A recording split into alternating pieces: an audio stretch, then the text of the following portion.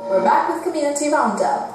Manav Seva Mandir in Bensonville, Illinois held a celebration for the 22nd anniversary of the Mandir. Hundreds of devotees of the temple along with the members of Manav Seva Mandir were part of the celebration. The Manav Seva Mandir is a Hindu religious institution in the Greater Chicago area. Not only is it an excellent place of worship, but it also renders a social atmosphere and a cultural center that preserves and promotes our Hindu traditions and heritage. The Manav Seva Mandir was established to accelerate the fundamental ideals of eternal Vedic culture, later preserved by Shrutis and Smritis of Rishis. The Mandir tries to integrate and correlate the various sections of Hindu society, which has been a melting pot for various populations of the world even prior to man learning how to write. At the 22nd anniversary celebration of Manav Seva Mandir, the devotees came together to enjoy an evening of blissfulness. Everyone chanted the name of the Lord and sang bhajans and arati. A discourse was given to the devotees where they learned about the principles of Sanatana Dharma and what a wife symbolizes in one's life. अर्धांगिनी क्या कहते हैं? अर्थात पुरुष का आधा अंग। और याद रखना, इस विश्व में पुरुष जब तक विवाह नहीं करता और उसको योग्य साथी नहीं मिलता तब तक वो आधा ही है। स्त्री कभी आधी नहीं है, स्त्री जन्म से ही पूर्ण होती है क्योंकि वो शक्ति है और शक्ति कभी आधी अधूरी नहीं होती। એટલે બહેનો ખરેખર તમારે ગૌરવ કરવાની વાત છે તમારા।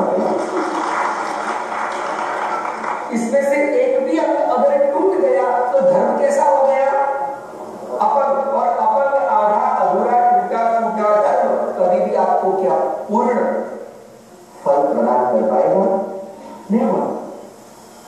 तो ये जो स्टोरी है it's a very symbolic but true story. पहले तो मैं आपको बधाई देना चाहूंगा कि आप इस देश में हैं और इस देश में एक साथ आज 3 पाटोत्सव मनाए जा रहे हैं और तीनों ही मार्ग ऐसे उत्तम है। तो पहले मैं आपको इन पाटोत्सव की भगवान के बर्थडे की बधाई दूंगा।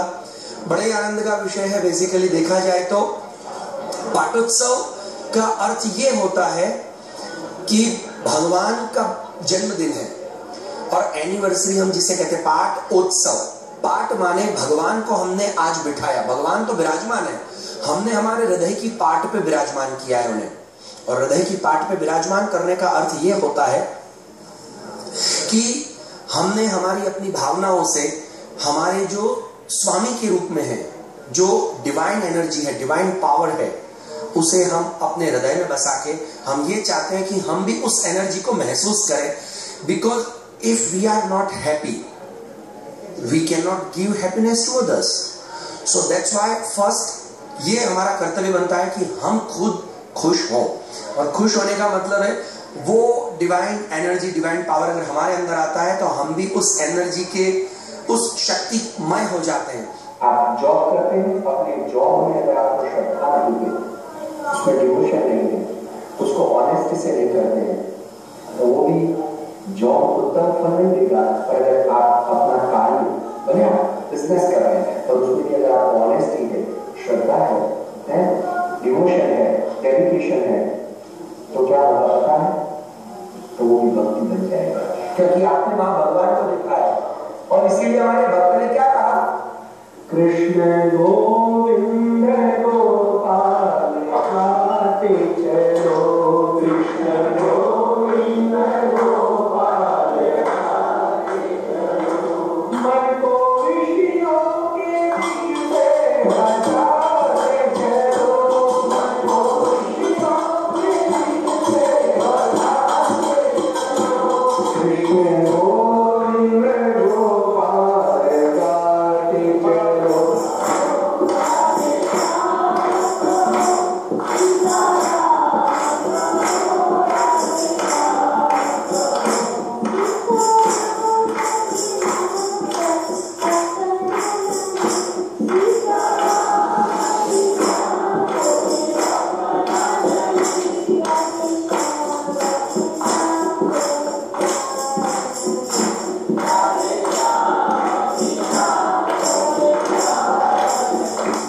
To tell you that this Gurukul class was started as an experiment. We wanted to see how we can engage little kids who come with their parents to the temple so that they can get the most out of coming to the temple and learning about our religion, our spirituality, our philosophy, and our traditions. And that was the intention for me creating this class. The curriculum, we put our brains together to try to come up with something that can engage the kids and attract them. If we do a more of a lecture style, then as you know, kids can tune out very easily. So our intention was to create something that kids enjoy.